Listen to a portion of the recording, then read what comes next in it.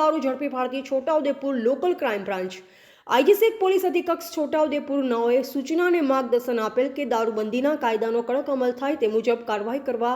સારું જિલ્લાના તમામ થાણા અધિકારીશ્રી તથા તમામ શાખા ઇન્ચાર્જ નાઓને પ્રોહિબિશનની ગેરકાયદેસર પ્રવૃત્તિ હેરાફેરી સદંતર રીતે નેસ્ત નાબૂદ થાય તે રીતે સૂચના કરેલ,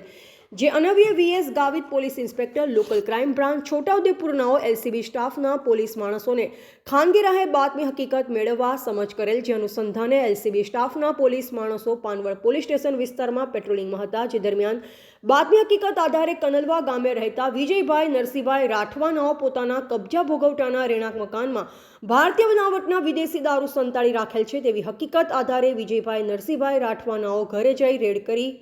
ભારતીય બનાવટના વિદેશી દારૂ કુલ કિંમત ₹28,800 તથા મોબાઈલ નંગ એક કિંમત ₹5,000 મળી 33,800નો મુદ્દામાલ ઝડપી પાડી પ્રોહિબિશનનો ગણનાપાત્ર કેસ શોધી કાઢેલ પાનવડ પોલીસ સ્ટેશનમાં ગુનો રજીસ્ટર કરાવી કાયદેસરની કાર્યવાહી હાથ ધરવામાં આવેલ છે। પકડાયેલ ઇસમ પૈકી વિજયભાઈ નરસિંહભાઈ રાઠવા રહે કનલવા પટેલ ફળિયું તાલુકા ક્વાંટ જિલ્લા છોટાઉદેપુર પકડવાનો બાકી ઇસમ રાજુભાઈ તેરસિંહભાઈ રાઠવા